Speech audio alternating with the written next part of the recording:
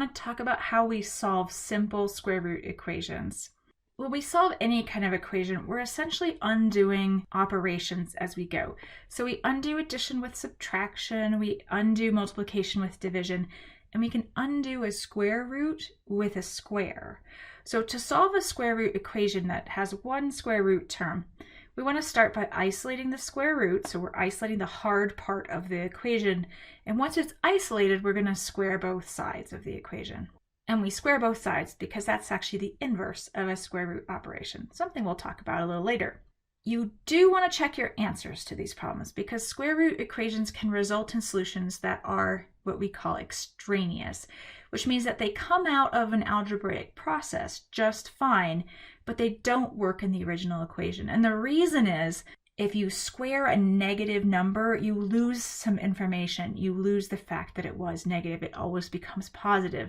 And that can mess up the solution that you come out with in the algebra. So you really do need to check your answers and make sure that they work out okay. Let's go ahead and try one. So we're going to solve the square root of 4x, and then to the right, minus 1 equals 3. So the first thing I'm going to do is isolate that square root. So I'm going to isolate the square root of 4x. That means I need to get rid of the minus 1, so I'm going to add 1 to both sides. So that'll be the square root of 4x minus 1 plus 1 equals 3 plus 1. On the left, I have the square root of 4x minus 1 plus 1 is 0, so that's gone. And then that's equal to 3 plus 1, which is 4. Now I have the square root of 4x equals 4. When I go to do the square step, I want to put both sides in parentheses and square because I can only square once, and I want to make sure what I'm squaring is the entire side. As good practice, I'm basically going to start by writing a set of parentheses on the left and a set of parentheses on the right and putting a square on both sides. And then I'm just going to stick inside the left, which is the square root of 4x, and the right side, which is 4. So when I square the square root of 4x, I get out 4x. And when I square 4, I get out 16. The last step is to solve for that x, to isolate the x, dividing both sides by 4. 4x over 4 is just x, and 16 over 4 is 4. I think my solution is x equals 4, but I had better check. To check, I go all the way back to the original equation and plug in x equals 4. Here's what that looks like. The square root of, instead of 4x, I'm going to have 4 times the x value, which is 4. Then off to the side, minus 1 equals 3. Well, square root of 4 times 4 is the same as square root of 16. Off to the side, minus 1 equals 3. Square root of 16 is 4, so 4 minus 1 equals 3.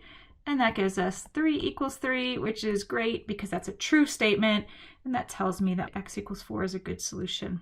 Personally, I like to do the check in a different color and then come back and circle the answer if it works in that color. That way it's kind of like a mental reminder that I shouldn't circle the answer until I've done the check. Let's take a look at the next one. We need to solve 2.7 plus the square root of 3.2x under the square root, and that's equal to 1.6. I want to start by isolating that square root, and so I need to move the 2.7 off the left-hand side. So I'm going to subtract 2.7 from both sides. It'll read like this: 2.7 plus the square root of 3.2x minus 2.7 equals 1.6 minus 2.7. So I've subtracted that 2.7 from both sides. On the left side, 2.7 minus 2.7 is 0, so all I have left is the square root of 3.2x. And on the right side, 1.6 minus 2.7 is negative 1.1. I'm to the point now where I have the square root isolated. So I'm going to start by writing a set of parentheses on the left with a square and a set of parentheses on the right with a square. Then I'll insert the previous equation. So I'm inserting the square root of 3.2x on the left, and I'm inserting negative 1.1 on the right. When I square the square root of 3.2x, the result is 3.2x. Squaring negative 1.1, remember that's negative 1.1 times negative 1.1, which is positive 1.21. Last step, I need to isolate the x.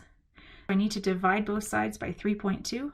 3.2x over 3.2 is just x. And 1.21 divided by 3.2 is 0.378. All right, now let's check that. So we'll go back up to the original equation, and we'll test x is 0.378. Plugging it in, we have 2.7 plus the square root, and instead of 3.2x, we have 3.2 times 0.378. That's equal to 1.6. Doing the part under the square root, the 3.2 times 0.378 gives us 12.096 under the square root. So now I have 2.7 plus the square root of 12.096 equals 1.6. If I do the square root part, I now have 2.7 plus 3.478 equals 1.6. At this point, you're probably getting a little nervous. When I add together that left-hand side, I have 6.178 equals 1.6. And you can see that's not quite right, is it? And so this is not true, which means that x equals 0.378 is not a solution. And in fact, there is no solution to this problem. Now, why does it come out no solution? Well, remember I said that when you square a negative, you lose some information about the problem. And we did actually square a negative in the third step here when we had the square of the square root of 3.2x and the square of negative 1.1. And that's where it went bad, because in fact, we can't have a square root that's equal to a negative number, which is the second line we wrote. We wrote the square root of 3.2x equals negative 1.1. Well, the value under a square root is always positive, and the result of the square root is also always going to be positive. So if we had recognized it at the second step, we could have actually said there that there's no solution to this problem. Now I've got a problem for you to try. It's solving 10 equals 2 times the square root of, and then under the square root, 6x plus 1. Why don't you pause this video and give it a try, make sure to check the answer, and see how you do.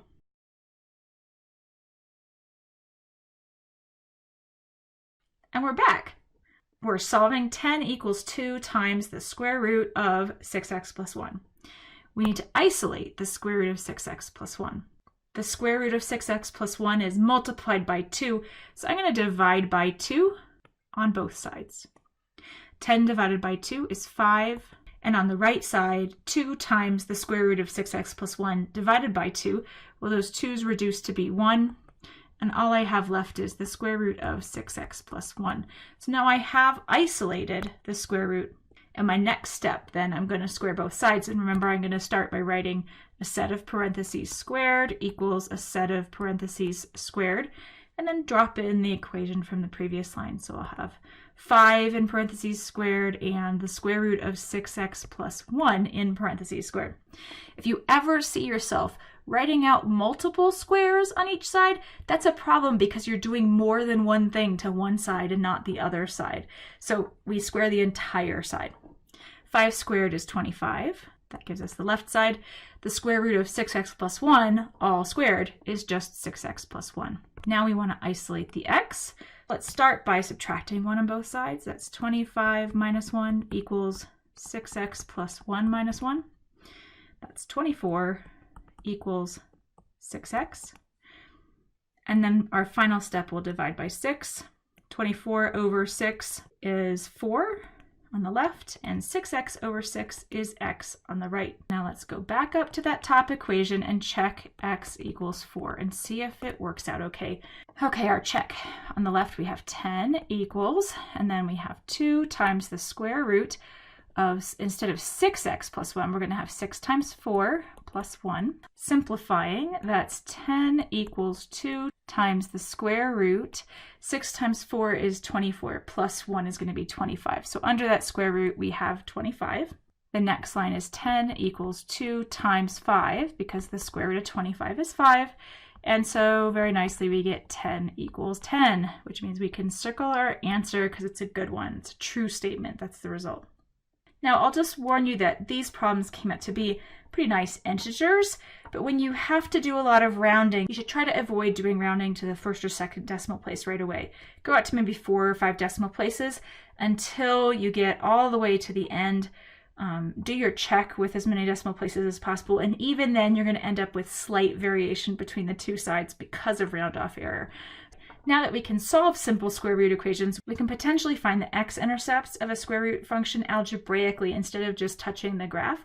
And let's just practice with that. We're going to find the intercepts, so the y-intercepts and the x-intercepts of f of x equals the square root of 10 minus 2x under the square root, and then outside of the square root minus 1. And we're going to do it algebraically and then check with Desmos. Now I've given you a graph of this function. It's a decreasing square root function. Looks like it has an endpoint at about 5, -1, and a y-intercept at about 0, 2.2 maybe, and an x-intercept about 4.5, 0. So we're going to find those exactly. Let's start with the y-intercept. When we want to find a y-intercept, we want to let x be 0. So in this case, we're going to find f of 0. And that's going to be the square root of 10 minus 2 times 0, and then off to the side, minus 1. That's the square root of 10 minus 0, off to the side, minus 1. Or just the square root of 10, and then minus 1 outside the square root. The square root of 10 is 3.162. That's an approximation, so I'm going to switch over to approximation symbols here instead of an equal sign. Those are the squiggly lines that make an equal sign. And so now I have 3.162 minus 1, and that gives me 2.162. So we're saying that this is the y-intercept. I'm going to label it on the graph. It would be 0, 2.162. And that does look about right. We said it was a little over 2. Okay, now let's find the x-intercepts. In this case, it looks like we just have one x-intercept.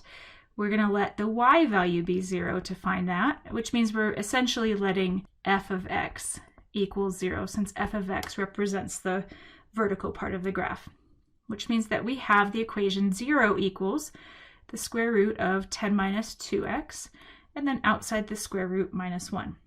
Now, what we have is a square root equation, a fairly simple one. We need to isolate the square root of 10 minus 2x to solve it. So I'm going to add 1 on both sides. That's 0 plus 1 on the left, and the square root of 10 minus 2x, and then outside of it, minus 1 plus 1 on the right.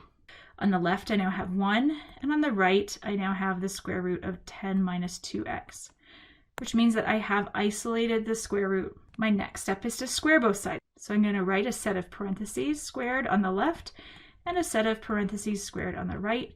Drop in the equation from the previous line, so 1 squared on the left and the square root of 10 minus 2x squared on the right. So I can clearly see the operation I'm doing. 1 squared is 1. The square root of 10 minus 2x squared is just 10 minus 2x. And now I want to solve for that x, which means I'm going to subtract 10 from both sides to start. 1 minus 10 on the left, and 10 minus 2x minus 10 on the right. 1 minus 10 is negative 9 on the left. And 10 minus 2x minus 10 is just negative 2x on the right. My final step is to still isolate that x, so I need to divide by negative 2, because negative 2 is multiplied by x. I'm going to divide on the right by negative 2 and divide on the left by negative 2. Negative 9 over negative 2 is 4.5, 4.5. And negative 2x divided by negative 2 is just x. I have a solution at 4.5. It's probably a good idea to check that, but I also have a graph I can look at, and the graph clearly indicates that there is an x-intercept, and it does actually look like 4.5, so let's go ahead and label that 4.5, 0. Now we found both intercepts. We can jump over to Desmos to check this. Here's the graph of f of x equals the square root of 10 minus 2x, off to the side, minus 1 in Desmos. And we can see we have two intercepts, a y-intercept, and if I touch it, I see 0.2162, which is what I got. And there's an x-intercept, and if I touch that one, I have 4.5, 0. Just to give you an idea of where the endpoint is, the endpoint is at 5, -1. So let's just recap.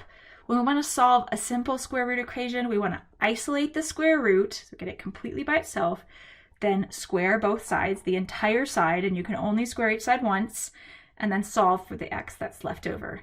The one thing you have to be super careful of is that you can actually get extraneous solutions out of these when you do the algebra, so you really need to check your answers.